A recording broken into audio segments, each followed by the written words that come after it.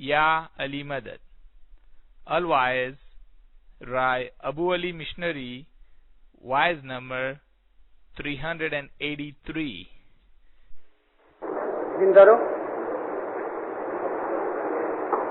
آج سیریز کی 9ویں بیٹھک ہے اور آج میں آپ کو ہمارے مذہب کے جو سدھانتوں میں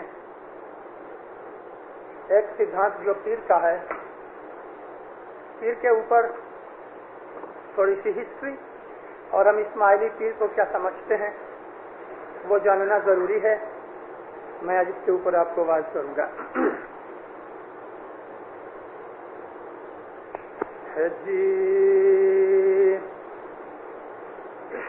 اول الہی تیرا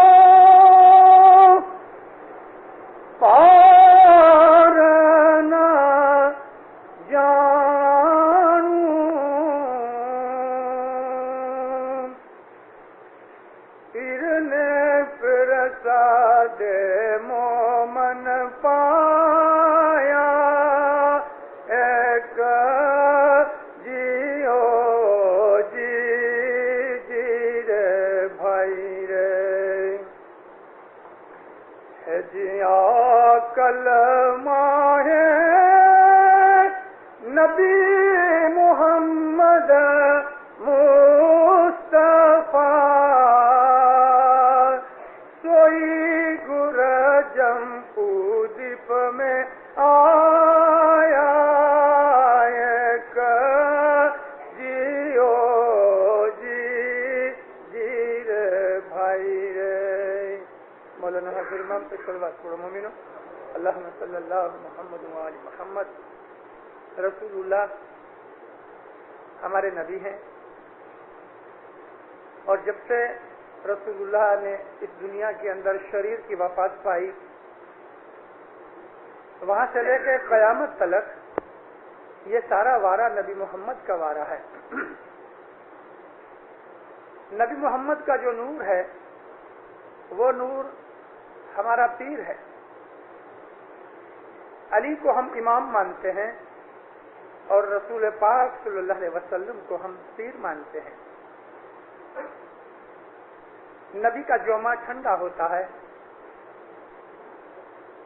ماں کی طرح اور امام کا جومہ باپ کی طرح گرم ہوتا ہے, اتھارٹی والا. شاہ پیر کے اوپر میں آپ کو اپنی وعظوں اور لیکچروں کے اندر 2-3 جگہ یہ بات خلاصہ کر چکا ہوں کہ شاہ پیر کا نور ہمیشہ سے ہے, ہمیشہ رہے گا.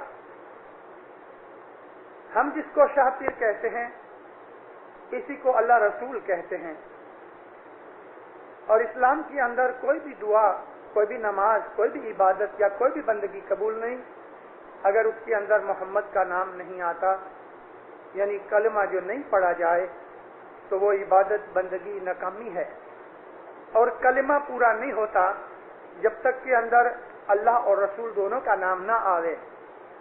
اس کی طرف ہمارے گرپیر حسن کبیر دین نے بھی ایک پاٹ کہا ہے کہ کلمے بغیر کوئی بھی عبادت جائز نہیں, کوئی بھی. اے جی بھنے سنے نے بوجھے ایسا, بھید نہ جانے تیسا, بن کلمے جو نماز گزارے, سر بنا دھڑ کیسا, الہی بھید تنتو نام لیجے.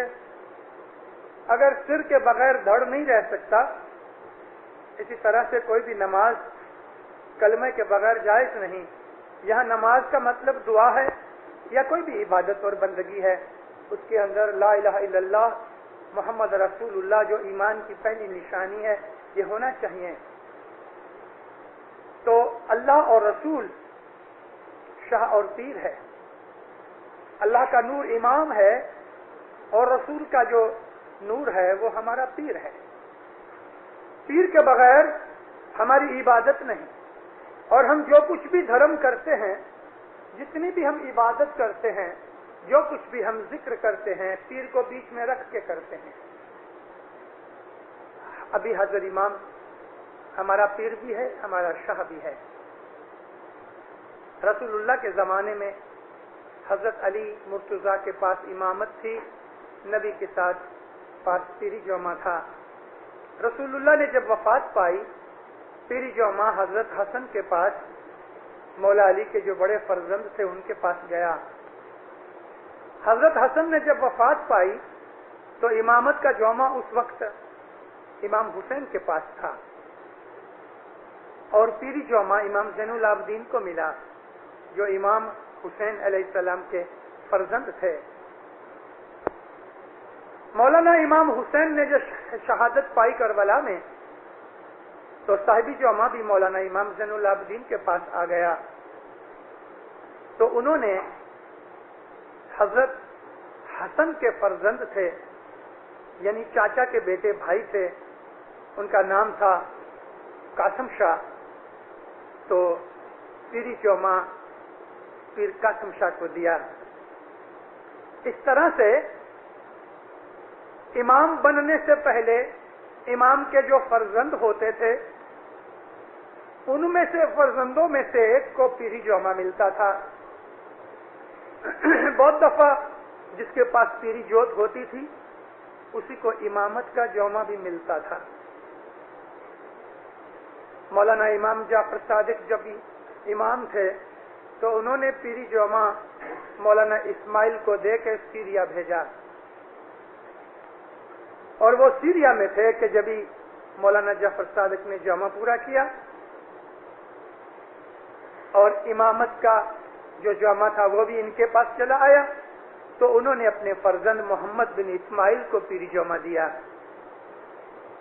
پھر صدر دین کی جو کتاب لکھی ہوئی ہے، پرانی کتابیں اب ہاتھ میں نہیں آتی، بہت سی لاسٹ ہو گئیں، لیکن ہمارے پاس جو وشنا پوری کی صدر دین کی ہے اس کے اندر سے ہم کو مولانا امام جعفر صادق تلک اور اس کے بعد یعنی پیری جوموں پیر کی پٹھیوں کی میں بات کرتا ہوں کہ اول پیر نبی محمد مصطفیٰ رسول صلی اللہ علیہ وسلم، پیر امام حسن شاہ، پیر قاسم شاہ، پیر جعفر شاہ، پیر امام زین العابدین، اس طرح سے یہ پیری ونش چلی آئی.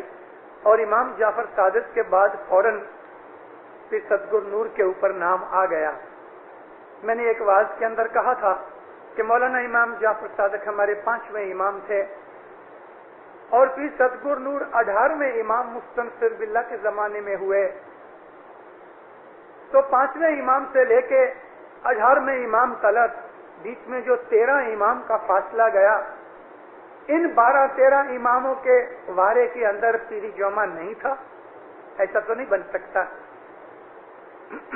شاہ پیر کا جوما آنکھ کی پلک کے اندر بھی اس کے بغیر نہیں رہ سکتا، یعنی ان کے جومے کے بغیر اس دنیا کے اوپر ایک آنکھ کی پلک بھی نہیں ہو سکتی.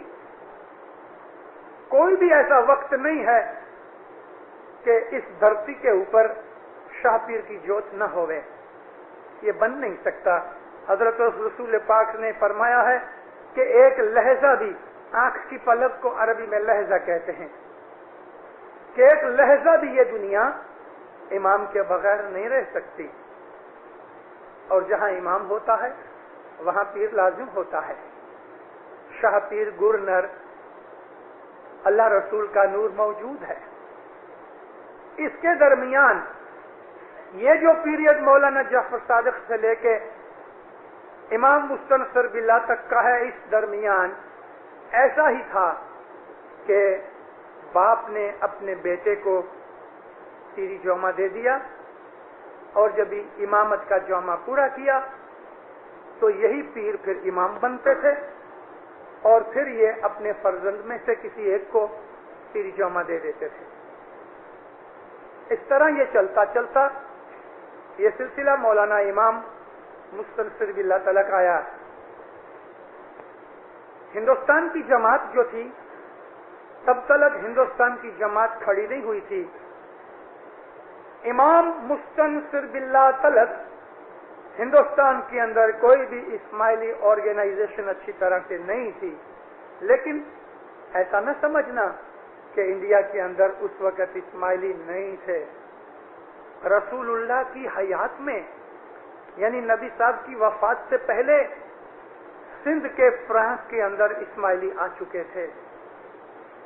उसके निशान हिस्ट्री के अंदर हमको मिलते हैं। और यहां मेरा जो मतलब है इस्माइली का, तो जो मौला अली के शिया और मौला अली के आशिक थे, मैं उनको इस्माइली मानता हूं। हमारा इस्माइली नाम शाह इस्माइल के बाद पड़ा हिस्ट्री के अंदर, लेकिन मौलाना शाह इस्माइल से पहले मौलाना जाफर सादिक या मौलाना मोहम्मद बाकर के जमाने में और खुद हजरत अली के जमाने के अंदर भी इस्माइली मजहब तो था ही। इस्माइली मजहब तो दुनियावी नजर से नबी साहब के पहले भी था। इस्माइली मजहब हमेशा से चला आया है। हम इसको सत्य पंथ कहते हैं। सत्य पंथ, अरबी में इसको सिरातुल मुस्तकीम कहते हैं। यही सत्य पंथ सिरातुल मुस्तकीम है, और सिरातुल मुस्तकीम हमेशा से है। इस्लाम अभी जाहिर हुआ, मगर उसके पहले भी सिरातुल मुस्तकीम थी, यानी वो सीधी राह, वो रास्ता जिसके ऊपर चलने से हमको अल्लाह के नूर की शनाख्त होवे, इसी को हम सत्य पंथ कहते हैं। और अलग अलग जमाने में हमारे मजहब का नाम अलग अलग था।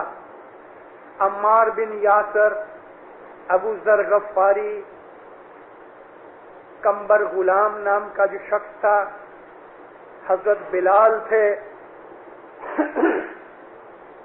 इसी तरह से मलिक उश्तर, ऐसे सैकड़ों आदमी थे जो इस्माइली थे, रसूलुल्लाह के जमाने में थे।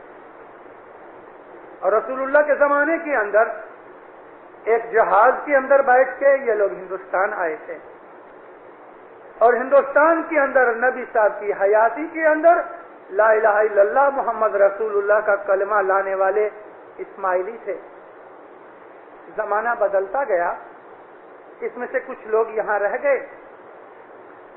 मुआविया के जमाने के अंदर भी हिंदुस्तान के ऊपर थोड़ा सा हमला हुआ था, मगर वो थोड़ी देर रहा, और उसके बाद अब्दुल मलिक और मरवान के जमाने के अंदर हिंदुस्तान में अच्छे हमले हुए अरबों की तरफ से। और आपको जो कभी याद होवे तो मोहम्मद इब्नुल कासिम 18 साल की उम्र के अंदर सिर्फ 3000 आदमी लेके हिंदुस्तान के ऊपर उसने हमला किया, और सिंध का राजा जो दाहिर था, ठट्ठा के मुकाम के ऊपर उसको उसने शिकस्त दी, और वहां उसने मस्जिद बनाई। आज भी वो ठट्ठा के अंदर मस्जिद मौजूद है। आप कभी पाकिस्तान जाओ, और या आपने कभी पाकिस्तान की हिस्ट्री पढ़ी है, खसूसन सिंध की हिस्ट्री, तो सिंध के अंदर सुमरा नाम का एक खानदान बहुत पुराना चला आता है। ये जो सुमरा खानदान के लोग थे, असल में ये इस्माइली लोग थे। लेकिन हमेशा ऐसा होता रहा हमारी हिस्ट्री के अंदर कि जहां जहां से इस्माइली मिशन कमजोर होता गया, मिशनरी घटते गए या मिशनरी बंद हो गए, प्रचार बंद हो गया, आहिस्ता आहिस्ता वहां से इस्माइली जमात भी खत्म हो गई। मिशन को, मिशनरियों को, एसोसिएशन को, ये जो संस्था है, और इसके साथ साथ इस चीजों के ऊपर यानी दो ग्रुप हैं ये, एक तो मिशन जो इस्माइलिया एसोसिएशन की है, दूसरा मुखी कामड़िया जो जमात है। ये दो चीजें हमारे मजहब की बड़ी सख्त इंपॉर्टेंट है। बाकी जो हमारी सुप्रीम काउंसिल है, हमारी काउंसिलें हैं, हमारे हेल्थ ऑर्गेनाइजेशन है, हमारी एजुकेशन की जो ऑर्गेनाइजेशन है, ये चीजें जमात के भले के लिए इमाम ने खड़ी की।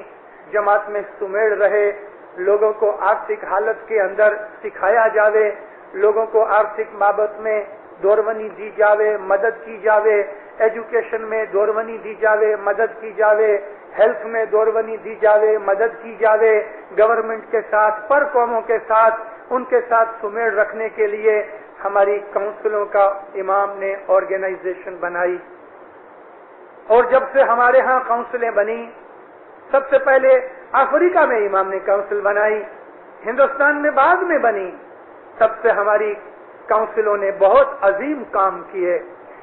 काउंसिलों की वजह से हमारी कौम के अंदर आर्थिक हालत पैदा हो गई, काउंसिलों की वजह से हमारी इकोनॉमिक हालत की कंडीशन ठीक हुई, काउंसिलों की वजह से, ऑर्गेनाइजेशन होने की वजह से पर कौम के अंदर हमारे छाप पड़ी, गवर्नमेंटों के ऊपर छाप पड़ी। काउंसिलें हमारे लिए बड़ी इम्पोर्टेंट हैं। और हमने खुद ने फरमान किया कि देखो ये कायदा है, ये बिल्ली की तरह है, और चूहा बिल्ली को देख के जिस तरह भाग जाता है, इस तरह से ये कायदे के सामने जो लोगों के दिल अच्छे नहीं, जिनकी नीयत ठीक नहीं, वो लोग भाग जाएंगे। तो हमारे जो अंदर ये जो मिशन है, ये हाजिर इमाम की ऑफिस में से, पीर की जो ऑफिस है हाजिर इमाम की ऑफिस में, एक ऑफिस पीर की है, एक ऑफिस शाह की है। शाह तो मालिक है हर चीज का, बादशाह है, मालिक है, लेकिन उसके हाथ के नीचे जो पीर की ऑफिस है, ये पीर की ऑफिस मुखी कामड़िया और इस्माइली एसोसिएशन और मिशनरी, धार्मिक टीचर, धर्म सिखाने वाले, ये वो ऑफिस है। इसके साथ हमारा धर्म है। इजिप्ट के अंदर आज 2 करोड़ 60 लाख आदमी हैं। 2 करोड़ 60 लाख आदमी, 26 मिलियन आदमी इजिप्ट में रहते हैं। मैं मौला की रहमत से बहुत दफा इजिप्ट गया हूं, बहुत दफा मैं उधर रहा भी हूं। ऐसा नहीं है कि उधर गया हूं, एक आध दिन घूम फिर के चला गया, नहीं, मैं वहां रहा हूं। 26 मिलियन आदमियों में एक भी इस्माइली नहीं, एक भी, ढूंढने से भी मिलता नहीं। हमने 300 बरस इजिप्ट के ऊपर राज किया। आज भी दुनिया की सबसे पुरानी यूनिवर्सिटी कैरो के अंदर इस्माइलियों की नाम की पुकार कर रही है कि इस्माइली इमाम मौलाना शाह मोइज अलैहिस्सलाम ने ये यूनिवर्सिटी बनाई। आज भी उधर की बहुत खूबसूरत मस्जिदों में जामे अल हाकिम मदरसा और मस्जिद मौलाना इमाम हाकिम के नाम की आज भी वहां मौजूद पड़ी हुई है खान खलीली में। और जगह जगह आप जाओ तो इस्माइली मॉन्यूमेंट्स और इस्माइली आर्किटेक्चर और इस्माइली पुरानी जाहो जलाली के निशान हमको नजर आते हैं। 300 बरस इस्माइलियों ने इजिप्ट में राज किया और 26 मिलियन इस्माइल उधर की बस्ती के अंदर एक इस्माइली भी नहीं। कारण के मिशन खत्म हो गया। उस जमाने के अंदर इस्माइलिया एसोसिएशन नहीं थी, उसको हम इदारा-ए दावत कहते थे। इदारा-ए दावत यानी दावत कहते हैं मिशन को, दूसरों को मजहब में लाना, अपने मजहब का फैलावा करना, मजहब के अंदर रहने वालों को मजहब के ऊपर मुस्तकीम रखना, कमजोरों को ताकत देना, ईमान की बात है, यानी जो ईमान से कमजोरों में उनको ताकत देना, और जो नादान हैं जैसे कि बच्चे उनको इल्म सिखाना, इसको दावत कहते हैं। इस पर से मिशनरियों का नाम दाई पड़ा। दाई कहते हैं दावत देने वाले को। दावत खत्म हो गई। मौलाना इमाम हादी आलमूत चले गए। आलमूत में हमारी जाहो जलाली बढ़ती गई और यहां हमारे दुश्मन बैठ गए। इस वजह से एक एक करके मिशनरीज इधर से निकलने लगे और सबसे पहले मिशनरीज चले गए। मिशनरी सब चले गए ईरान में। तो यहां जो इस्माइली रहे, क्योंकि सब इस्माइली तो नहीं गए, मगर जो इस्माइली बाद में रह गए, 1, 2, 3 पेड़ियां निकल गई, बाप मर गया, बच्चे जवान हो गए, उनको इतना जरूर पता रहा कि हम इस्माइली हैं और इस्माइलियों के साथ थोड़ा थोड़ा संबंध रखा, ظاہر میں رکھ نہیں سکتے تھے کیونکہ مفتی علی کے مرید ہمارے دشمن تھے. وہ بھی جب ہی مر گیا تو پوترے جو تھے وہ اسماعیلی مذہب سے بالکل ہٹ گئے. 2-3 اور پیڑیاں نکلی, ان کو پتہ بھی نہیں رہا کہ ہمارا مذہب اسماعیلی تھا, ختم ہو گئے. 8 مہینے پہلے میں لبنان میں تھا, بیروت میں. آج سے 50 برس پہلے پہلی لڑائی جب ہوئی 1914 سے 1919 تک یہ لڑائی رہی 5 برس. اس لڑائی کے درمیان جب ترکی گورنمنٹ گر پڑی تو یورپ کی طاقتوں نے ترکی سلطنت کے بھاگلے کر ڈالے. ترکی سلطنت کے ہاتھ میں جو سیریا کا پرانت تھا, آج جو سیریا ہے اس کے ساتھ جارڈن کا نارتھ پورشن جو بعد میں ٹرانس جارڈن کے ساتھ مل گیا اور پیلسٹائن بنا, اور آج کا جو لبنان ہے وہ, اور آج کل کا جو اسرائیل ہے اس کے نارتھ پورشن جو لبنان کے ساؤتھ میں ہے, یہ سارا سیریا کہلاتا تھا. سیریا کے ٹکڑے کر دیے, تھوڑا سا پورشن نکال کے پیلسٹائن میں ڈال دیا, لیبنان کا بھاگ الگ کر دیا, اور جارڈن کو بھی تھوڑا سا حصہ سیریا کا دے کے ٹرانس جارڈن بنا دیا. اس طرح سیریا کے بھاگ پڑ گئے, ورنہ یہ سارا سیریا تھا اور بیروت سیریا کی پورٹ تھی. 1916 کے اندر جب کمال اتاتürک ترکی کے اندر سر اٹھایا اور سلطان عبد الحمید کو اس نے قید کر دیا, اور اس نے یہ خوب لڑائی لڑی. ترکی کو بچانے والا حضرت مولانا سلطان محمد شاہ تھے, وگرنہ ترکی کبھی کا نقشے میں سے مٹ گیا ہوتا. آپ کو معلوم نہیں, بات میں سے بات نکلی, مجھے شاید کبھی دوسری واعظ میں لیکچر میں یاد نہ آوے, تو جو جوان بچے ہیں ان کو یہ ہسٹری کی باتیں پتہ لگانی چاہیے.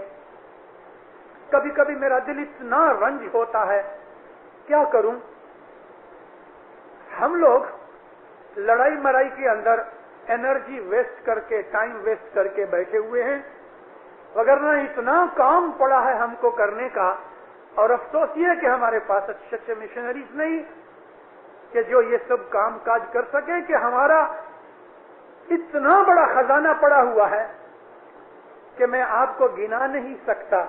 صرف حضرت مولانا سلطان محمد شاہ کی جو 72 سال کی امامت کا جو پیریڈ ہے, کبھی اس پیریڈ کو بھی ہم لکھنے بیٹھے تو کم از کم 10,000 پیجز کی ایک انسائکلوپیڈیا جیسی کتاب بنے.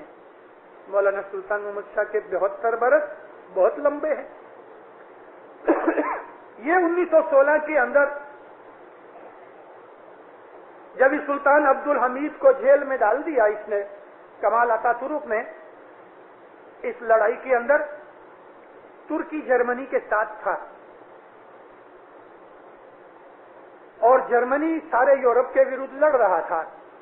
برٹش, فرانس, بیلجیم اور ان کے ساتھ امریکہ بھی تھا. ترکی نے رشیا کے اوپر حملہ کیا, اس لیے کہ جرمنی کے اوپر رشیا پیچھے سے حملہ نہ کرے. جرمنی کے اوپر حملہ کرنے کی رشیا تیاری کر رہا تھا,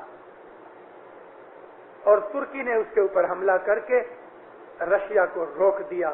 اور کھرے کھر چھوٹی سی ترکی کی سلطنت, رشیا کا ایک اتنا بڑا ریچ, ترکی نے رشیا کو بہت پیٹا ہے, بہت مارا ہے.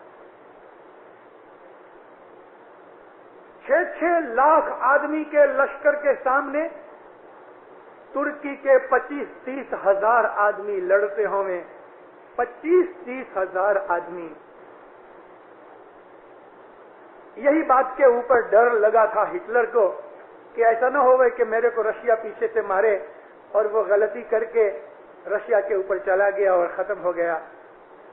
ترکی نے رشیا کو بہت پیٹا, لیکن اندر سے سلطان عبد الحمید کی کمزوریوں کے کارن سے तुर्की के लश्कर को न कपड़े मिलते थे अच्छी तरह, न उनको खाना मिलता था अच्छी तरह, न उनको बंदूकों के अंदर डालने के लिए गोलियां मिलती थीं, बारूद भी अच्छी तरह से सप्लाई नहीं होता था। इस वजह से तुर्की की जो फौज थी, लश्कर, उसने हथियार रख दिए, राजा के विरुद्ध बगावत की और कमाल अतातुर्क खड़ा हुआ, क्योंकि राजा जो था सुल्तान अब्दुल हमीद, वो तो ऐश और अशरत में और मौज शौक में पड़ा हुआ था। ब्रिटिश के और अमेरिका के तरफ से जो स्पाई लोग थे, उन्होंने बहुत बड़ी बड़ी पैसे की रकमें तुर्की के बड़े बड़े जनरलों को और वजीरों को दे के राजा के फरमान लश्कर तलक पहुंचने न देवें, ये इंतजाम कर रखा था। इस कारण से तुर्की के अंदर बगावत हो गई। कमाल अतातुर्क ने लश्कर का कमान अपने हाथ में ले ली, राजा को जेल में डाल दिया और लड़ाई में से विथड्रॉ हो गया। जर्मनी अकेला रह गया और विलियम कैसर के लश्कर को हारना पड़ा। जब यूरोप के लोगों ने लड़ाई खत्म कर ली और जर्मनी के साथ निपट लिया, तो ये लोग आए इधर तुर्की के ऊपर। उस वक्त ब्रिटिश बड़ा पावरफुल था, अमेरिका के अंदर भी इतनी पावर वो वक्त नहीं थी। सारी दुनिया में सबसे बेस्ट नंबर की पावर ब्रिटिश था। ब्रिटिश ने ग्रीस को खड़ा किया, ग्रीस को खड़ा करके ये कहा कि तुर्की का जो इन्फ्लुएंस यूरोप में है वो तुम निकाल डालो, हम तुमको पैसा भी देते हैं, लश्कर भी देते हैं, बारूद भी देते हैं, और जब यूरोप साफ हो जावे तो फिर तुम तुर्की के ऊपर हमला करके तुर्की को खा जाओ। ब्रिटिश ने ग्रीस को खड़ा किया। ये बात है 1919 की। लड़ाई खत्म हो गई।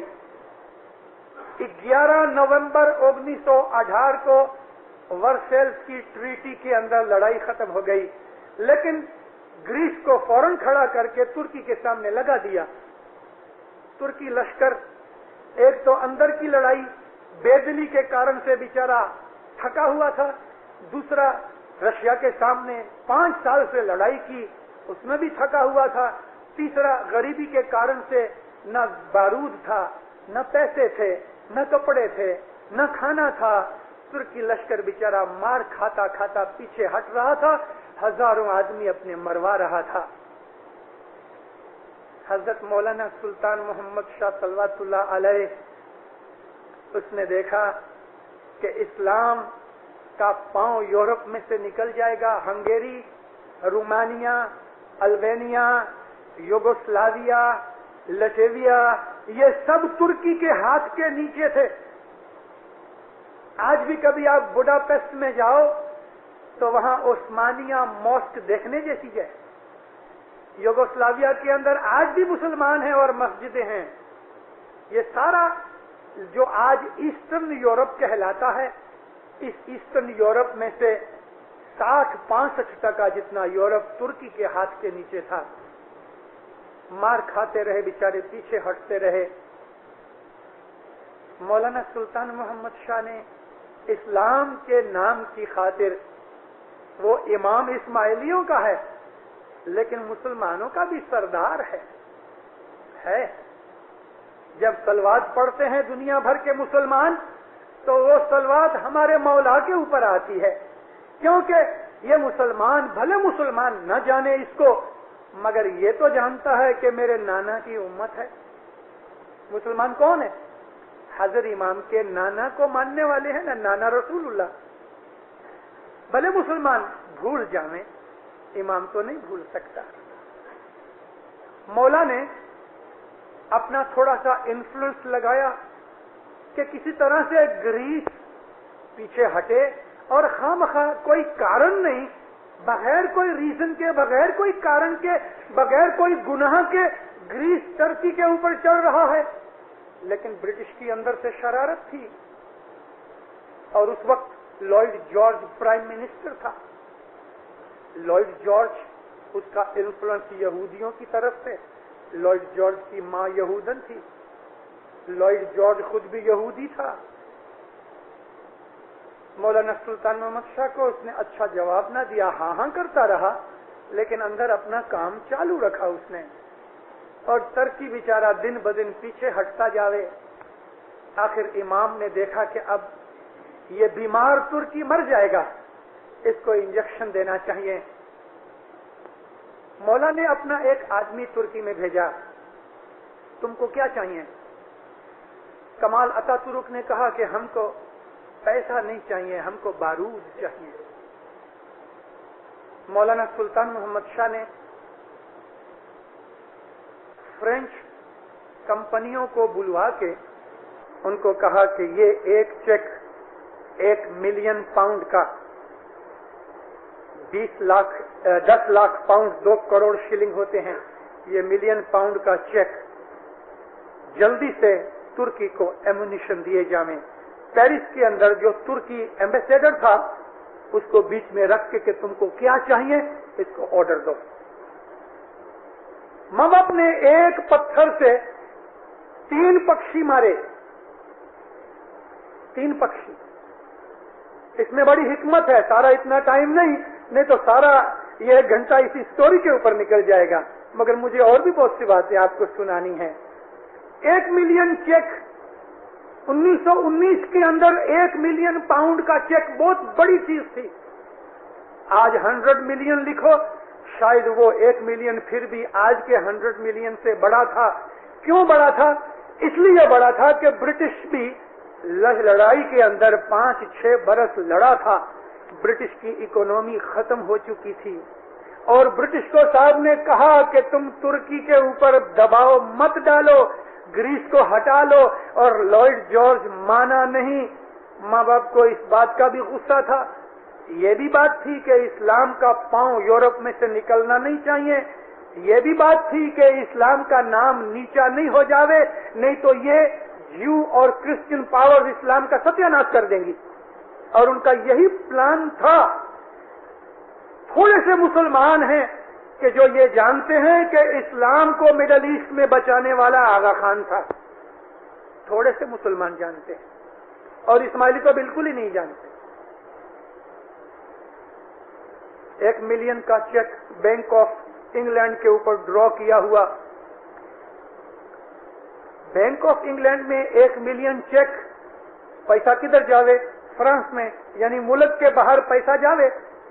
آج بھی جو چلن ہوتا فارن ایکسچینج کا گولڈ میں ہے، ابھی انہوں نے پیپر گولڈ بنایا، 1 ملین پاؤنڈ کا سونا انگلینڈ میں سے نکل کے فرانس میں گیا، فرانس والوں کو بزنس ملا، انہوں نے تو فوراً کارخانے رات دن چلا کے اسٹیمر بھیج دی، اور بینک آف انگلینڈ کو بڑی مشکل سے یہ پیسہ اکٹھا کر کے فرانس کو دینا پڑا۔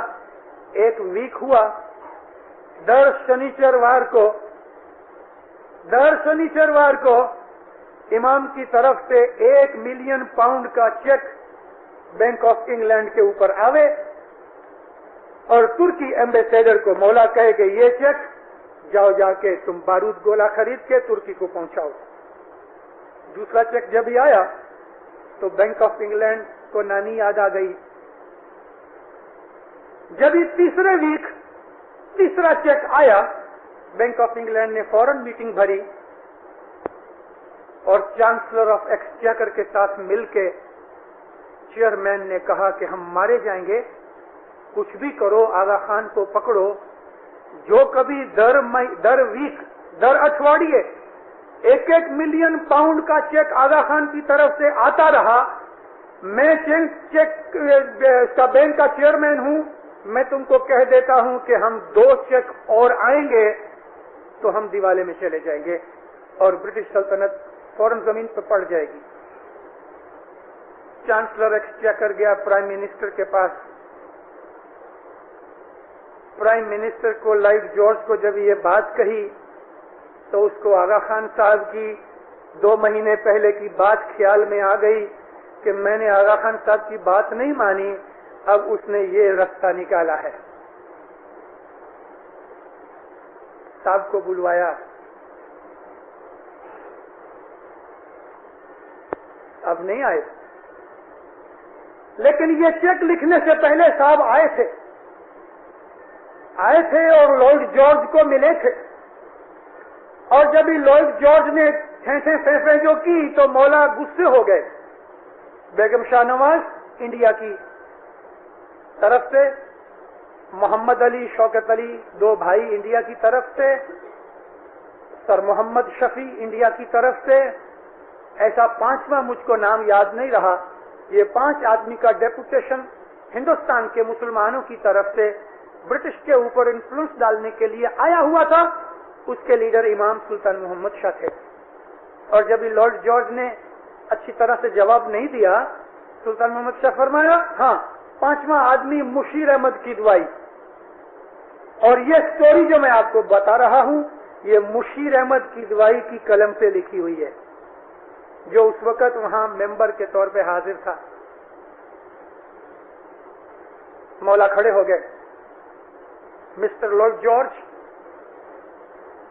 مجھے معلوم ہے کہ تم گریس کو کیا دے رہے ہو اور کیا کر رہے ہو، اور تمہاری نیت یہ ہے کہ یورپ میں سے ترکی کے قدم اٹھا دینے۔ یہ اسلام کا سوال ہے، ترکی کا سوال نہیں۔ بھلے میں بوڑھا ہو گیا ہوں، صاحب کہتے ہیں، حالانکہ بوڑھا نہیں تھا 1919 میں، بھلے میں بوڑھا ہو گیا ہوں، لیکن کبھی ضرورت پڑے گی تو اسلام کی خاطر میں خود ہاتھ میں تلوار لے کے برٹش اور گریس کے سامنے لڑوں گا، تم سے ہوئے وہ کر لو۔ یہ کہہ کے صاحب نکل گئے اور فوراً فرانس چلے گئے، اور فرانس جا کے صاحب نے یہ چیک لکھنے شروع کیے۔ یہ بات لارڈ جارج کو یاد آ گئی۔ اب کس منہ سے ہی زائنس کو بلاوے؟ گیا جارج کے پاس، شہنشاہ کے پاس، جارج کو بولا کہ یہ بات ہے، کسی بھی طریقے سے ہزائنس کو بلاؤ۔ اور جارج ففتھ، جو پنجم جارج تھا، وہ مولانا سلطان محمد شاہ کو چاچا بلاتا تھا، انکل کر کے بلاتا تھا، کیونکہ ایڈورڈ کے دوست تھے مولا۔ یہ بات چیت کے اندر سنیچروار آ گیا تو چوتھا چیک بھی آ گیا۔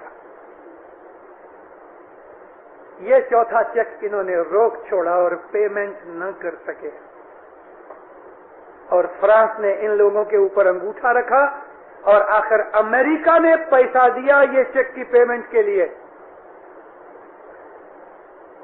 پرنس آف ویلز تھا اس وقت، جو ایڈورڈ 8 کے نام پر 1936 میں بیٹھا اور 10 مہینے راجا رہ کے اس نے راج پاٹ چھوڑ دیا۔ ڈیوک آف گلوسٹر جو ابھی مر گیا ہے، اس کا بڑا باپا ڈیوک آف ونزر اس وقت پرنس آف ویلز تھا۔ کنگ جارج نے اپنے بیٹے کو فرانس بھیجا کہ تم جا کے نامدار کو ملو اور عرض کرو کہ مجھے ملنا ہے۔ وہ فرانس آیا، مولانا حضر امام کو سلطان محمد شاہ کو ملا، مولا نے یہ ساری سٹوری سنائی، اور صاحب نے یہ کہا کہ جب تک لارڈ جارج بیٹھا ہے پرائم منسٹر کی آفس میں انگلینڈ کے اوپر پاؤں نہیں رکھوں گا۔ یہ واپس آیا اور تیسرے دن چھاپوں کے اندر آ گیا کہ لارڈ جارج نے راضی نامہ دیا۔ لارڈ جارج کو راضی نامہ کس نے دلوایا؟ ادھر ڈسمسل نہیں ہوتا، راجا یہ بول دے رہے کہ تم اپنا راضی نامہ لے آؤ، پت کی بات بس۔ اس کے بعد کہیں بھی کسی بھی پیپر کے اندر جب تک کہ لارڈ جارج مر گیا، کوئی بھی جگہ پارلیمنٹ کے اندر یا کسی آفس کے اندر لارڈ جارج کا نام پھر کبھی نہیں آیا، کدھر بھی۔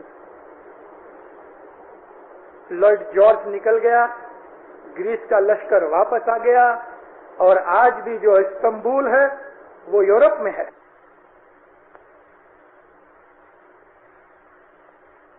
امام سلطان محمد شاہ کے کارن سے تو ترکی نے اس خلافت کا خاتمہ کر دیا۔ جہاں سے میں نے یہ بات نکالی تھی، یہ خلیفہ کی بات نکلی تھی۔ اس حال چال کے اندر لبنان کا بھاگ الگ پڑ گیا، سارے سیریا میں اسماعیلی پھیلے ہوئے تھے، اس میں سے آسرے 40,000 اسماعیلی سیریا کے آہستہ آہستہ نکل کے ارجنٹینا، برازیل وغیرہ میں چلے گئے، اور آج بھی 8,000 10,000 اسماعیلی برازیل میں ہیں, 6-7 ہزار اسماعیلی ارجنٹینا میں ہیں جو رشین اسماعیلی ہیں, اور یونائٹڈ اسٹیٹس کے اندر بھی 4-5 ہزار سیرین اسماعیلی ہیں, سیرین اور رشین ملائے ہوئے ہیں. میں 8 مہینے پہلے بیروت میں تھا. بیروت میں ایک اسماعیلی ایڈوکیٹ ہے شیخ خدر, اس کے گھر ہم کھانا پینا کھاتے تھے, مذہب کی باتیں نکلی. اس دوران میں 2 آدمی اس کو ملنے آئے جو دروسی تھے, اور ان کے ساتھ میری ملاقات کرائی گئی. ان باتوں میں سے بات نکلی کہ 70-75 کلومیٹر بیروت سے اوپر اکر نام کا ایک گاؤں ہے, وہاں بہت سے اسماعیلی ہیں. الاکر. میں نے شیخ خدر کو کہا کہ مجھے جانا ہے وہاں. تیسرے دن سنڈے کا دن تھا. شیخ خدر کی گاڑی میں بیٹھ کے ہم لوگ الاکر گئے. وہاں 5,000 اسماعیلی ہیں. اس زمانے سے لگ بھگ 50-60 برس کی بات ہے. یہ اسماعیلی ادھر ہیں, بوڑھے بوڑھے مر گئے, جوانوں کو مذہب کے ساتھ سبند کمتی رہا. مشنری کوئی تھا نہیں, مشنری آ نہیں سکتا تھا. اسماعیلی چھپ کے بیٹھے ہوئے تھے. دعوت کا کام بند ہو گیا. نہ اسماعیلی ایسوسی ایشن تھی, نہ مکھی کا مڑیا تھے. اور آہستہ آہستہ 2-3 پیڑیاں نکل گئیں. اب وہ نام کے رہ گئے. ایک بہت بڑی بڈھی ملی, اس کے گھر میں ہم نے کھانا پینا بھی کھایا, اور اس نے ہم کو پرانی سٹوریاں سنائی کہ ہم سب اسماعیلی ہیں. بال بچوں کو بلوایا, ان کی میری ملاقات ہوئی. میں نے یہ ساری رپورٹ سرکار حاضر امام کے حضور میں بھیجی. لیکن 4-5 ہزار اسماعیلی جو اپنے آپ کو اسماعیلی نہیں سمجھتے مگر بوڑھے بوڑھے ہیں, ان سے انہوں نے سنا ہے کہ ہم اسماعیلی ہیں, مگر اسماعیلیوں جیسی کوئی چیز ان میں نہیں. یہ ایک گم ہوا بھاگ ہے ہمارا. کیوں؟ مشن بند ہو گیا, مشنری نہیں رہے, کانٹیکٹ نہیں رہا. یہی حال ایجپٹ میں ہوا, یہی حال موروکو میں ہوا. گئے سال میں موروکو گیا. رباط اور ریاض اور فیض کے گاؤں کے اندر جا کے وہ زمانے کی کیروان یونیورسٹی اور مسجدیں دیکھی. اس زمانے کی چوپڑیاں دیکھ کے میری آنکھوں میں سے خوشی کے آنسو نکلے کہ کیا ایک آدمی, ایک اسماعیلی یہاں سلطنت کھڑی کر سکتا ہے, اور امام مہدی کو یہاں بلا کے ایک اسماعیلی پایا تخت بنا سکتا ہے. آج ہم اسماعیلی آپس میں لڑ کے ایک دوسرے کے اندر کھودنی کر کے ہم اپنی انرجی ویسٹ کر کے بیٹھے ہیں. نہ ہمارے پاس اچھے مشنری ہیں, نہ ہمارے پاس اچھی آرگنائزیشن ہے, نہ ہمارے پاس کوئی علم دوستی کی کوئی چیزیں ہیں. دل جلتا ہے. مرسیڈیز گاڑیاں آپ کے پاس ہیں, آپ کے پاس بینک بیلنس بہت ہے, آپ کے پاس بنگلے ہیں, موج شوق کے بڑے سادھن ہیں, کوئی اچھی سی مینوسکرپٹ آپ کے پاس ہے, آپ کے پاس کوئی قیمتی کتابیں ہیں, آپ کے پاس کوئی علم کی کوئی ایسی چیز ہے. مذہب کی خاطر آپ نے کیا کیا؟ بس یہ کہ آپ جماعت خانے آ جاؤ اور یہاں کچھ دان پن کرو تو آپ یہ سمجھتے ہو کہ پورا ہو گیا. ٹھیک ہے, اپنے جیب کے لیے آپ نے کر دیا, ہو گیا, لیکن مذہب کے لیے کیا کیا؟ یہ مذہب کہاں جائے گا, کدھر جائے گا؟ حاضر امام آ کے آپ کو واز سناوے اور معمولی باتوں کے اوپر مشنریوں کی واضح بند ہوتی ہیں. یہ امام کی دعوت ہے, یہ ہمارے مذہب کی چیزیں ہیں, ہم کو اس کے لیے جانیں دینی پڑتی ہیں اور جانے دی ہیں. اسماعیلیوں نے بڑی قربانیاں کی ہیں, بہت بڑی قربانیاں کی. موروکو کے اندر بھی ہم نے اتنا راج کیا, آج ایک بھی اسماعیلی ادھر نہیں. اس لیے نہیں کہ وہاں دعوت کا کام, مشن کا کام بند ہو گیا, مشنری بند ہو گئے. ہم کو آج فکر ہے کینیڈا کے اندر اسماعیلی وسطی بڑھ رہی ہے. آج کینیڈا کے اندر لگ بھگ 1400-1500 اسماعیلی ہیں, اور کوئی بڑی بات نہیں کہ 1980 تک 10,000 اسماعیلی کینیڈا میں ہوں گے. جس طرح سے پرانے زمانے کے اندر دعوت کا کام, مشنریوں کا آنا جانا بند ہو گیا, ٹیچنگ بند ہو گئی اور اسماعیلی بھوسائے گئے, خدا نہ کرے کبھی ایسا ہمارے بچوں کے ساتھ یورپ امریکہ میں ہوئے. یورپ میں ہماری وسطی بڑھ رہی ہے, ہماری بستی اور بھی بڑھ رہی ہے، دنیا کے اندر پھیلی جاتی ہے. ایسا نہ ہوئے کہ کسی پیسے والی فیملی میں جہاں 2 2 4 4 6 6 بچے ہوئے، ایک آدھ بچہ ایسا کھڑا ہوئے. پیڈ مشنری بننے کی ضرورت نہیں. مات پتا اس کے لیے ایسی کوئی ملکت رکھ دے کہ بھائی زندگی بھر اس میں سے تیرے کو 200 400 500 ظاہر جتنی رقم ملتی رہے گی، کھاتے پیتے رہنا، مگر تم اپنی لائف کو، اپنے جیون کو دھرم کے پھیلاوے اور علم کے لیے ڈیڈیکیٹ کر دو. آج نہیں ہے ہمارے پاس. جو بھی بچے پیدا ہوتے ہیں وہ بچوں کو پیسے والا ہی بننا ہے. اس کے لیے پروفیشنل لائنز لیتے ہیں تو اس نظر سے دیتے ہیں کہ میرے کو $5000 کی رقم ملے در مہینے. اور مات پتا بھی بچوں کو یہی سکھاتے ہیں کہ دیکھ بڑے ہو کے تو پیسے والا بننا، کیونکہ ہم ساری جیون کی سٹرکچر کو، سینٹر کو ہم نے پیسہ بنا رکھا ہے. الحمدللہ کچھ ایسے جوان بچے آج یونیورسٹیوں میں ہیں جو ہم کو 5 برس کے بعد کام آئیں گے انشاءاللہ. لیکن اتنے بڑے کام کے لیے آج اس وقت رائٹ ناؤ کبھی 500 ٹاپ گریڈ کے مشنری ہوئے تو بھی پورے نہیں ہیں. 500 مشنری پورے نہیں ہیں.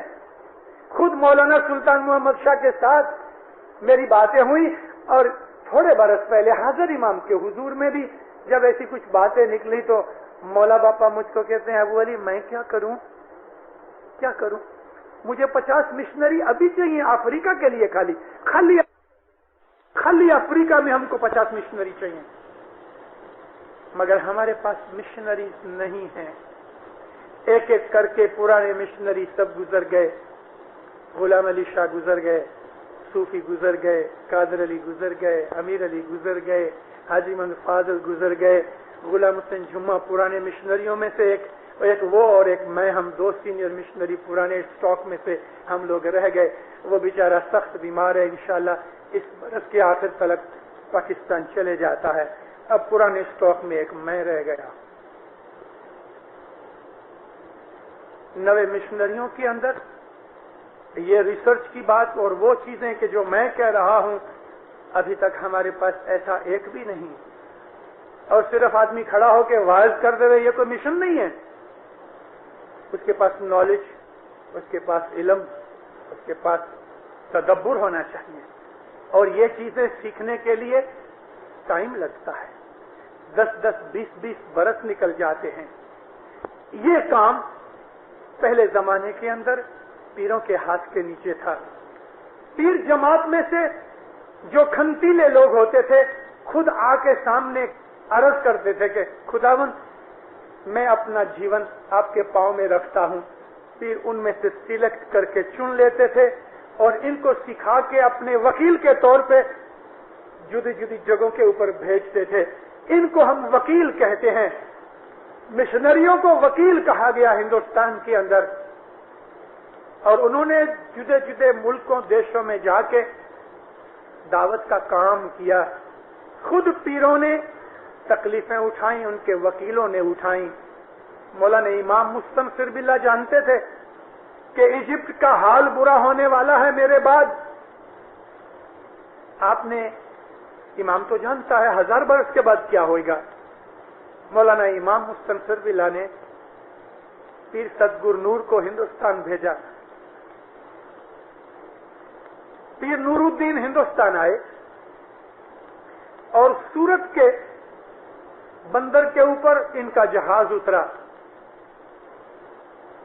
سورت ٹھہرے، یہاں گجراتی بھاشا سیکھی، لوگوں کا چلن سیکھا، لوگوں کا سوبھاؤ دیکھا، لوگوں کی سنسکرتی کی اسٹڈی کی.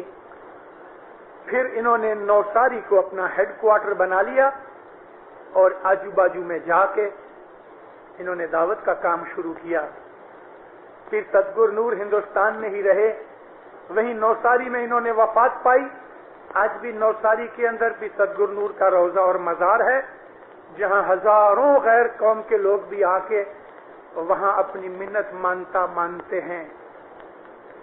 یہ پہلے پیر تھے جن کو ہندوستان میں ہمارے اماموں نے بھیجا. پیر صدگور نور نے آ کے جو کام شروع کیا وہ یہ کام تھا کہ امام مستنصر باللہ کی جب جومہ پورا ہوا اور آپ نے اپنی وفات کے بعد مولانا امام نزار کو ہمارا امام بنایا، ان کے چھوٹے بھائی مفت علی نے امام نزار کو نظر قید رکھا، یعنی محل میں سے باہر آنے جانے نہیں دیا، نہ کسی کو ملنے دیا۔ مولانا ہادی امام نزار کے جو فرزند تھے وہ بھی ساتھ تھے، لیکن امام مستنصر باللہ کی حیاتی میں حسن بن صبا نے آلموت کے اوپر اپنا قبضہ جما لیا تھا، مضبوط نہیں کیا تھا، قلعہ بن رہا تھا۔ آلموت کے قلعے کو بعض رائٹرز کے حساب سے 13 برس لگے ہیں اور بعض کہتے ہیں کہ 5 یا 6 سال میں پورا ہوا۔ ہم منیمم مدت لے میں 5-6 سال میں قلعہ بنا سکا۔ آجو باجو میں جنگل اور جھاڑیاں تھیں، سلطان سنجر کو اس بات کا پتہ نہ لگ سکا، اور یہاں انہوں نے اسماعیلیوں نے اپنے پاؤں مضبوط کر لیے آلموت میں۔ ادھر امام کا جومہ بدلا، مولانا نزار کو لینے کے لیے حسن بن صبا آیا۔ خداوند آلموت کا تخت آپ کی راہ دیکھتا ہے۔ مولا نے کہا حسن میرا جومہ بہت تھوڑی ٹائم میں پورا ہونے والا ہے، شہزادہ ہادی کو لے جاؤ، یہ تمہارا امام ہے، کیونکہ یہ رستے میں ہوئے گا اور میرا جومہ پورا ہو جائے گا، میری وفات ہو جائے گی۔ وہاں پہنچ کے تم اس کو تخت پہ بٹھانا، یہ تمہارا امام ہے میرے بعد، اور امام ہادی تم کو کہے گا رستے میں کہ کس دن میرا جومہ پورا ہوا۔ مولانا ہادی کو لے کے حسن اور اس کے ساتھ 40 آدمی تھے فدائی۔ امام کی محبت اور اس کے ادب کے کارن انہوں نے اپنے پاؤں سے جوتیاں نکال ڈالی، کیونکہ امام کی حاضری میں مرید کے پاؤں میں جوتی نہیں ہونی چاہیے۔ مصر سے لے کے الیگزینڈریا سے لے کے آلموت کا آپ جو کبھی رستہ ڈھونڈنے جاؤ تو الیگزینڈریا سے ان کو کراس کرنا چاہیے سائنائی میں، کیونکہ جو نیچے کیرو میں آوے تو کیرو تو دشمن سے بھرا ہوا ہے۔ حسن بن صبا کی روٹ کیا تھی، میں اس کا آپ کو ذکر کرتا ہوں کہ اس نے الیگزینڈریا سے اسٹریٹ کراس کر کے سائنائی چلا گیا۔ سویز کینال آج جو بڑی مشہور ہے، آپ کو شاید جان کے تعجب ہوگا کہ سویز کینال بنانے والے اسماعیلی تھے۔ اسماعیلی اماموں کے زمانے کے اندر سویز کینال چلتی تھی، اور میڈیٹرینین سے ریڈ سی کے اندر سٹیمر آتے جاتے تھے۔ سویز کینال اسماعیلیوں نے بنائی۔ یہ فرڈیننڈ ڈی لیسپ نے کیا کیا ہے؟ اس کو سیدھا کیا ہے خالی، اور اس کی ریتی نکالی ہے۔ اس نے کوئی سویز نہیں بنائی، سویز ہم نے بنائی ہے، اسماعیلیوں نے۔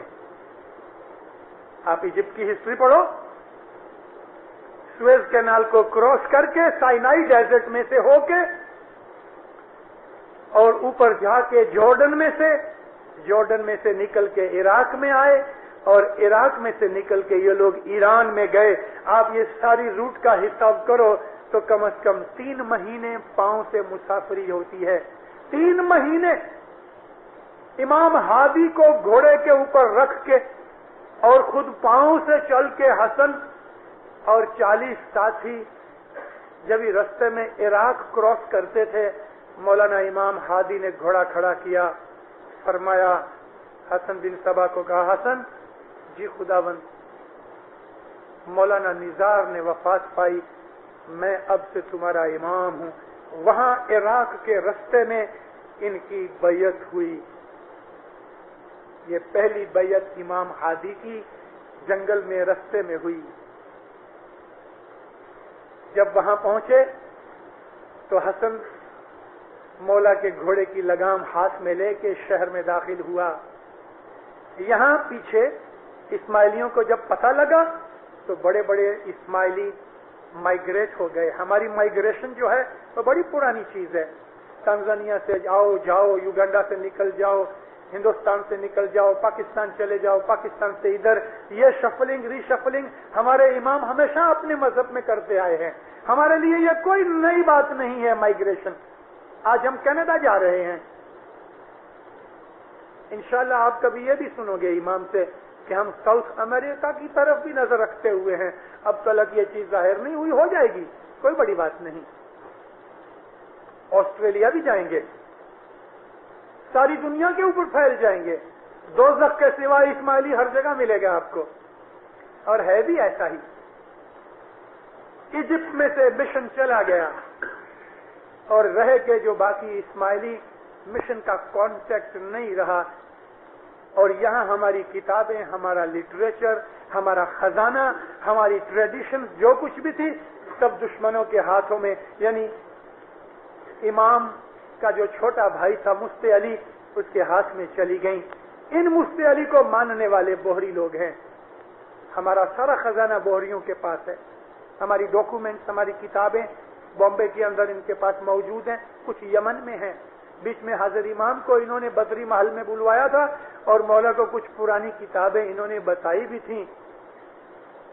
हमारे में से किसी ने माँ बाप को कहा कि खुदावन आपने कभी कोई चीज नहीं मांगी? माँ बाप फरमाया इमाम कभी नहीं मांगता, इमाम कभी नहीं मांगता। इमाम है ना, किसी को ऐसा लगे कि इमाम का हक है तो वो दे देवे, लेकिन इमाम नहीं मांगता। एक दिन आएगा हमारे पास, मगर वो खजाना जो हम उधर लुटा आए, पीरों ने हिंदुस्तान में उस खजाने को लिखना शुरू किया। 6 लाख किताबें थी अलेक्जेंड्रिया के कुतुबखाने में हमारी, 6 लाख,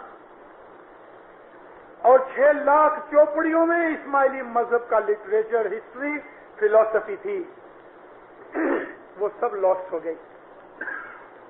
फिर हमने एक बहुत बड़ी लाइब्रेरी इधर बिल्टअप की आलमूद के अंदर, वो भी हलाकू खां के हाथ से जल गई। लेकिन वो खजाना हिंदुस्तान के अंदर गिनान के स्वरूप में आज भी हमारे पास है।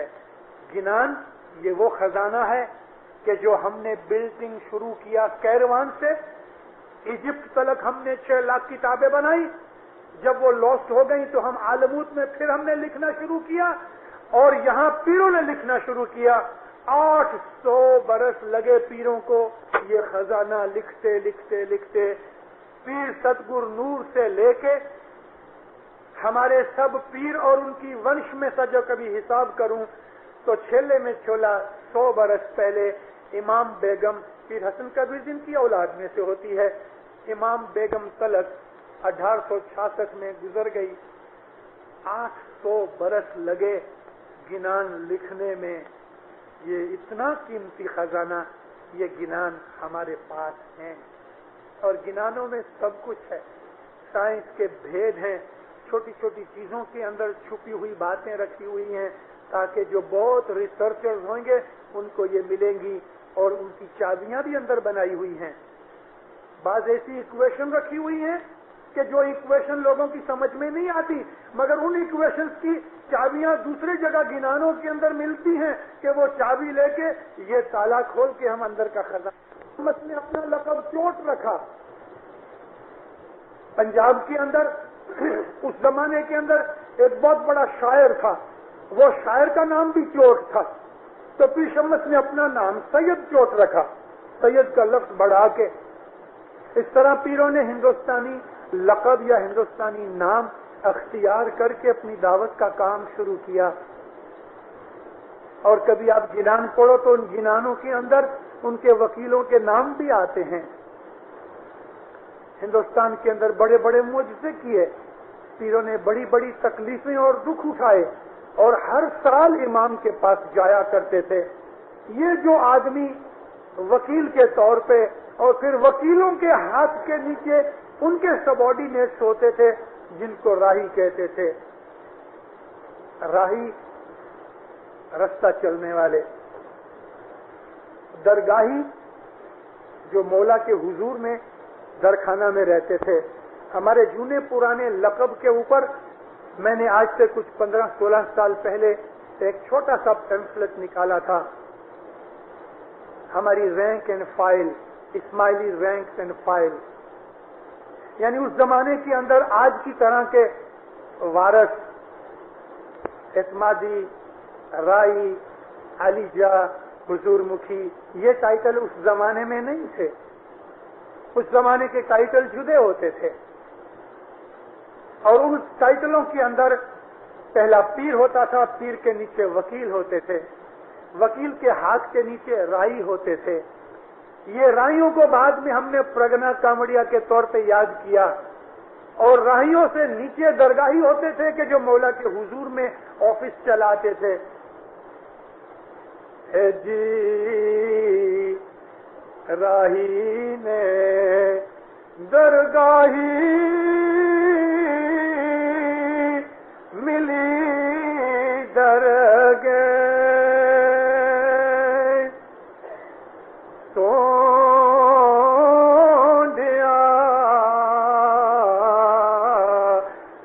تو چلیا اپنے شاہ نے فرمان. اے جی راہی واگنے سیاڑا راہیوں نے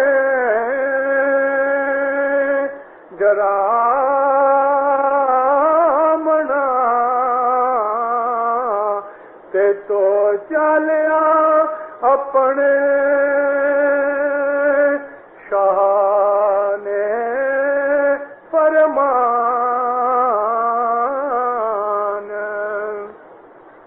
ہے جی اونچا اونچا ڈونگر دیسے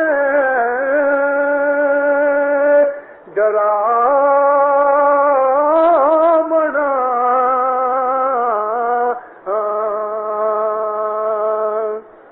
تے تو چلیا اپنے شاہ نے پہچان. اس طرح گنانوں میں بہت سی ریفرنسز ہیں. راہی درگاہی آتے تھے، جاتے تھے، جماعتوں کے اندر رہتے تھے، واعظیں کرتے تھے، لوگوں کے جھگڑے نپٹاتے تھے، لوگوں میں بھائی چارہ پھیلاتے تھے. اور مکھی کامڑیا جو صاحبی مال جمع کرتے تھے، وہ صاحبی مال جہاں امام کا حکم ہوتا تھا وہاں وہ لے کے بھی جاتے تھے، خرچ بھی کرتے تھے. اس طرح یہ ہماری آرگنائزیشن بڑی پرانی رسول پاک صلی اللہ علیہ وسلم کے زمانے سے بھی پہلے سے چلی آتی ہے.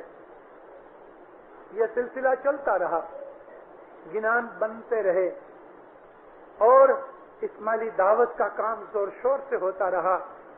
آپ کو شاید معلوم نہیں ہوگا، آج بھی 2-2.5 لاکھ گپتی اسماعیلی ہندوستان میں ہیں، جو ظاہر میں اسماعیلی نہیں.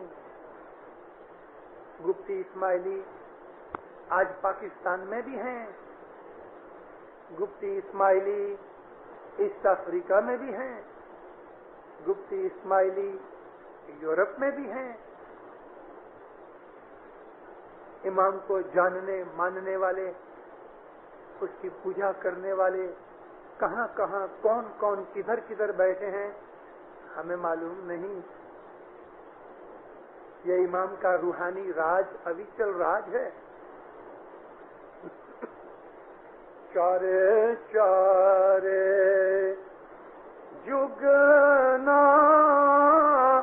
جیوڑا تمہارا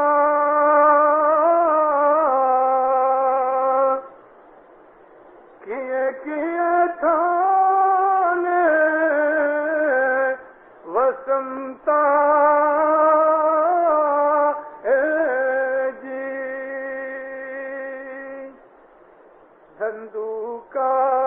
دھندوکارنی ساکھ بھنی جے سوامی میں نے تمتیا ہوتا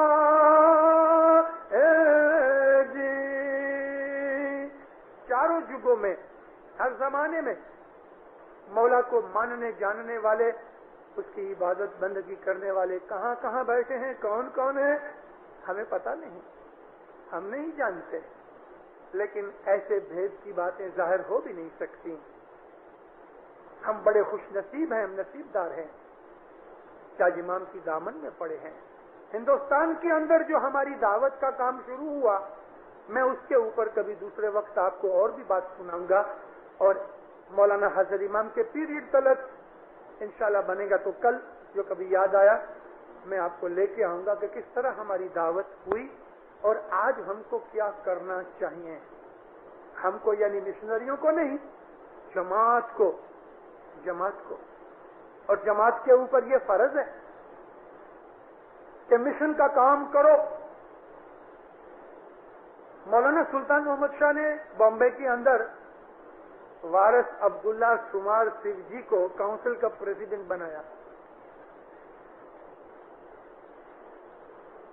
تیسرے دن ماں باپ نے پھر یہ اناؤنسمنٹ کی خود نے کہ اسماعیلیہ ایسوسی ایشن کا پریزیڈنٹ عبداللہ سمار سنگھ جی کو میں بناتا ہوں۔ عبداللہ سمار سنگھ جی کو خود کو پتا نہیں تھا، تو کھڑا ہو کے کہا خداوند پرسوں آپ نے مجھے کاؤنسل کا پریزیڈنٹ بنایا تو میں ادھر سے راضی نامہ دے دوں؟ سب فرمایا نہیں، میں نے ایسا نہیں کہا، میں تم کو دونوں جگہ پریزیڈنٹ بناتا ہوں، کاؤنسل کا بھی، بامبے کاؤنسل کا اور بھارت کی اسماعیلیہ ایسوسی ایشن کا۔ کہتا خداوند مگر یہ دو آفس میں کیسے سنبھال سکوں؟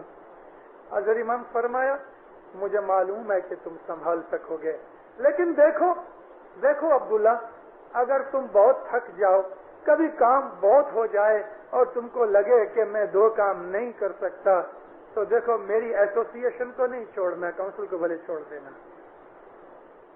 مطلب کہ یہ امامت کی آفس ہے، کاؤنسل ہے یہ امامت کی آفس ہے، اور یہ جو ہے یہ پیر کی آفس ہے۔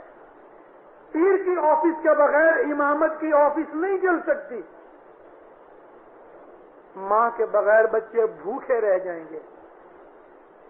یہ بھی مالک حاضر امام ہے، اس کا بھی مالک حاضر امام ہے، لیکن ایسوسی ایشن بہت امپورٹنٹ چیز ہے ہمارے مذہب کی درشٹی سے، سماجک چیز نہیں، مذہب کی چیز ہے۔ امام نے فرمایا کہ نبیوں کی وارثدار سنستھا ہے وہ اسماعیلیہ ایسوسی ایشن ہے، اس کی آپ مدد کرو پیسے سے، علم سے اور طریقے سے، کارن کہ ہمارا جو مذہب ہے، میں نے آپ کو کہا کہ سکھانے والے مشنری اور ایسوسی ایشن، اس کے اوپر عمل کرانے والے مکھی کا مڑیا جو گناہ معاف کرتے ہیں امام کی وتی سے اور امام کی طرف سے روحانی طاقت لے کے بیٹھے ہوئے ہیں۔ ہمارے مذہب کے سٹرکچر کو، مذہب کی چیز کو جدا رکھو، اور جو مذہب کے باہر کی چیزیں ہیں ہمارا مذہب اس کے اوپر اثر کرتا ہے، کارن کہ ہمارا بزنس بھی ہمارے مذہب میں ہے، ہماری نیندر بھی ہمارے مذہب میں ہے، ہم کپڑے پہنتے ہیں یہ بھی ہمارے مذہب میں ہے۔ ہم کو ہمارے امام نے فرمایا تمہاری ساری باتیں، مذہب کی جتنی بھی باتیں ہیں اور تمہارے جیون کی جتنی بھی باتیں ہیں وہ سب ایک ہیں، یعنی ہماری دنیا ہمارے مذہب سے جدی نہیں ہے، لیکن پھر بھی ہم نے ان کے اندر فنڈامنٹل پرنسپلز کی جب بات آ جاتی ہے تو مذہب ہے وہ روحانی چیز ہے، اونچے میں اونچی چیز ہے۔ دنیا کی چیزیں ہیں ضروری ہیں مگر مذہب سے نیچی ہیں، مذہب اونچا ہے۔ اور آپ امام کے فرمان ہر روز شام کو سنتے ہو، پڑھتے ہو۔ تو فرمایا گئے 1300 سال میں میری جماعت نے یہ کبھی بھول نہیں کی کہ تم نے دنیا کی چیزوں کو دین کی چیزوں سے اونچا رکھا، ایسی بھول تم نے کبھی نہیں کی۔ یعنی ہم اسماعیلیوں نے ہمیشہ ہماری دین کی چیزوں کو دنیا سے اونچا رکھا ہے۔ ماں باپ فرمایا کبھی خدا نخواستہ تم نے کبھی ایسی بھول کی کہ تم نے دنیا کی چیزوں کو دھرم سے زیادہ امپورٹنس دے دی، تو اس وقت میں یہ شبد کہنا نہیں چاہتا، مولا کہتے ہیں، یہ کمپالا کا فرمان ہے، کیونکہ ایسا کرنے والے کافرون میں سے ہوتے ہیں، یہ شبد مومن کے لیے نہیں ہے۔ مولا فرمایا یعنی یہ کافر لوگوں کا کام ہے کہ جنہوں نے دین سے کھیل کے دین سے دنیا کو زیادہ امپورٹنس دے دی۔ ہم نے ایسا کبھی نہیں کیا. ہم نے جان دے دی, مال دے دیا, سلطنت راج چھوڑ دیا, حال بے حال ہو گئے, اپنی اولادیں بھی قربان کی ہیں اپنے مولا کے لیے اور اپنے مذہب کے لیے. پیروں نے یہی تو کیا ہے. یہ پیروں کا سلسلہ ہے. یہ دعوت, یہ سب کچھ, جو کچھ بھی آج آپ کھانا پینا چھوڑ کے, بھوک چھوڑ کے, گھر چھوڑ کے آپ ادھر کیوں بیٹھے ہو؟ ابو علی کا منہ دیکھنے کے لیے نہیں. ابو علی جیسے تو دنیا کے اندر کروڑوں لاکھوں آئے, یعنی واچڑیاں بورا گیا لاکھ کروڑ. آپ ادھر بیٹھے ہو امام کا نام سننے کے لیے, مذہب کی باتیں سننے کے لیے, تعریف سننے کے لیے. جام نگر گئے مولا, جماعت میں بیٹھا مولانا سلطان محمد شاہ. دنیا بھانی جولی بھی تھے, کبھی کبھی مستی بھی کرتے تھے. بڈھا مکھی تھا. مکھی ایک طرف میں بیٹھا ہوں,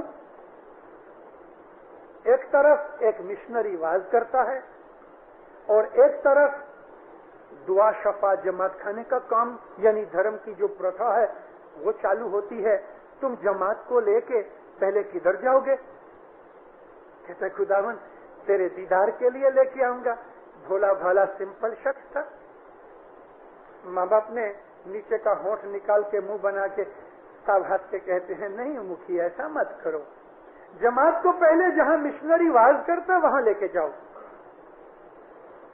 اس کی واز سنو, تم کو دین کا پتہ لگے. پھر جدھر دھرم کریا ہوتی ہے یعنی جماعت خانہ ہے, اس کے بعد تم وہاں جاؤ.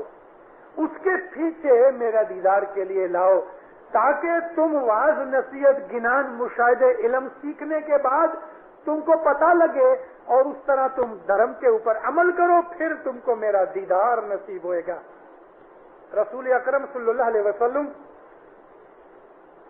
مسجد میں گئے تو دو گروپ تھے, ایک وہ کونے میں ایک یہ کونے میں. وہاں ایک ملا ان کو سکھا رہا تھا, الف بے تے لکھنا پڑھنا سکھاتا تھا, قرآن سکھاتا تھا.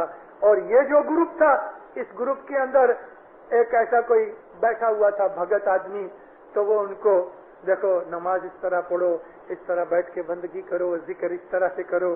اس کو یہ دھرم کی کریا سکھاتا تھا. رسول اللہ جب اندر مسجد میں داخل ہوئے تو یہ سب لوگ کھڑے ہو گئے. انہوں نے کہا یا نبی آپ ہمارے پاس آؤ, انہوں نے کہا یا نبی آپ ہمارے پاس آؤ. حضور کھڑے رہے, دونوں کی طرف دیکھا, ہنسے, اور جہاں علم سکھا رہے تھے نا وہاں چلے گئے اور وہاں جا کے کھڑے ہوئے. اور حضور نے فرمایا کہ اللہ نے مجھے ہدایت کے لیے یعنی علم سکھانے کے لیے دنیا میں بھیجا ہے. میرا پہلا کام علم ہے, اور علم سیکھنے کے بعد پھر عبادت بندگی ہے. تو وہ لوگ اپنا سارا چھوڑ کے ادھر چلے آئے. علم کی چیزیں جو ہیں اتم چیزیں ہیں. حضرت با یزید بستامی, مولا باپا سلطان محمد شاہ نے با یزید بستامی کا بڑا وکھان کیا ہوا ہے, اور میں نے مولا کے منہ سے 4-5 دفعہ اس قسم کی باتیں سنی با یزید بستامی کی. اپنے میموئرز کے اندر بھی با یزید بستامی کا مولا نے وکھان کیا ہے کہ بہت بڑا مہاتما تھا اسلام کا. با یزید بستامی ایک گاؤں کے اندر واز کرنے گئے. 10 دن لوگوں نے جانے نہ دیا, صرف گئے تھے 1-2 دن کے لیے, مگر لوگوں کی محبت دیکھ کے علم سننے کی ابھیلاشا ایسی تھی ان کی کہ 10 دن رہے. آخر پھر لوگوں سے رضا مانگی, کہا کہ ابھی مجھ کو جانے دو. 10 دن روز واز کرے, مرد لوگ بیٹھے ہوئے تو بیچ میں ایسا چادر ڈال دے وے, ادھر عورتیں بیٹھی ہوئے, لیکن ایک بڈھی ڈوسی وہ چادر میں سے نکل کے بالکل با یزید بستانی کے سامنے, مردوں کے سامنے آ کے بیٹھا کرے. جو بولنے والے ہوتے ہیں ان کے سامنے آمنے کوئی ایسا دھیان کرنے والے سمجھدار لوگ بیٹھے ہوئے. بہت دفعہ کیا مشنری کے سامنے چھوٹے چھوٹے بچوں کو بٹھا دیتے ہیں, میں تو ہمیشہ نکال دیا کرتا ہوں. تو سامنے بیٹھا ہو نا تو بولنے والے کو ایسا ہوتا ہے کہ نہیں, میں جو چیزیں دکھا رہا ہوں, بتا رہا ہوں, اس کی قدر ہو رہی ہے, تو اس کے अंतर के दरवाजे और भी खुलते जाते हैं। तो ये औरत उसको देखे बायजीद बुस्तामी को खूब मस्ती में सर हिलाए, सर ऐसा भी करे कि ये उसको टेका देती होवे, और कभी कभी ऐसा जोश और मस्ती के अंदर रो पड़े बेचारी, और बायजीद बुस्तामी का जोश बढ़ता जावे। 10 दिन तक ये औरत सामने बैठी रही, और जब तक ये औरत इधर न आवे बायजीद बुस्तामी अपनी आवाज शुरू न करे। 10 दिन जब जाने लगे तो कहते हैं कि भाई बात ऐसी है कि वो अम्मा को मुझे मिलना है, मैं उसको हाथ दूं, उसने मेरी आवाजें बहुत अच्छी तरह से सुनी है। तो किसी ने कहा या हजरत वो अम्मा तो बहरी है। चुप हो गए। अरे 10 दिन तक इतना मुझे टेका दिया, सर हिलावे, नोड करे यानी एग्री करे, कभी रो पड़े, और बहरी। तो जो उनका कोई बड़ा था उसने लोगों को बोला कि भी जाओ बुला के लाओ, हजरत उनसे हाथ मिलाएं, है क्या। बूढ़ी आई, उसने जब आई दोनों हाथ चूमे, आंखों को लगाया बायजीद बुस्तामी के हाथ पकड़ के, बहुत खुद उसको कहती है उम्र की वजह से मैं बहरी हो गई हूं। समझ गई कि मुझे क्यों बुलाया है। कहती है मैं उम्र की वजह से बहरी हो गई हूं, आप क्या फरमाते रहे मैं वो सुन न सकी, मगर आपकी आंखों के अंदर से जो बिजलियां निकलती थी, आपके लफ्जों के अंदर जो मस्तियां आती थी, मैं भले वो सुन नहीं सकती थी, मगर होठों के उतार चढ़ाव से मैं उसकी सेंस लेती थी। आपके जोश से मेरे अंदर जोश पैदा होता था, आपकी आंखों के तेज से मेरे अंदर तेज पैदा होता था। लेकिन एक सबसे बड़ी बात कि मैं ये सारी बाइयों का झुमका छोड़ के मैं इधर क्यों आती थी, मेरी नजर भी कमजोर हो गई। रसूलुल्लाह फरमाया है कि आलिम का मुंह देखना भी इबादत है। मैं इल्म सुन तो नहीं सकती, लेकिन आलिम का मुंह देख के इबादत करती थी। रसूल पाक की हदीस है ये। इल्म को इतना बड़ा दर्जा दिया गया है क्योंकि इल्म के बगैर इंसान अंधा है। जिसके पास इल्म नहीं उसको खुदा की शनाख्त नहीं है। इसलिए हमारा जो मिशन है, हमारी जो इस्माइली एसोसिएशन है, हमारी जमात और हमारे मुखी कामड़िया, हमारा जो मजहब का पाया है, ये इल्म और अमल। मुखी कामड़िया अमल कराते हैं, इस्माइली एसोसिएशन वाले इल्म सिखाते हैं, मिशनरीज लोग। मिशनरीज मिशन ये पीर की ऑफिस है, और पीरों ने कितनी मेहनतें की गिनान आपके सामने मौजूद हैं। मैं छला पाठ बोलता हूं। है जी गिनान बोलो रे निता नूर भरिया, है जी गिनान बोलो रे निता नूर भरिया। एवो हैरत मारे हरा खाना माएगी, एवो हैरत मारे हरा खाना माएगी। मौला आपको सुखी रखे, सलामत रखे, आबाद रखे, खुशी रखे, सुख शांति देवे, मोहब्बत इत्तफाक देवे, दीन में दुनिया में चढ़ती करे, जान माल में बरकत देवे, आल औलाद में बरकत देवे, आबरू इज्जत सलामत और बरकत देवे, तंदुरुस्ती देवे, ईमान की सलामती और बरकत देवे, अपने पनाह में छतर छाया में रखे, दुश्मन बलाएं दफ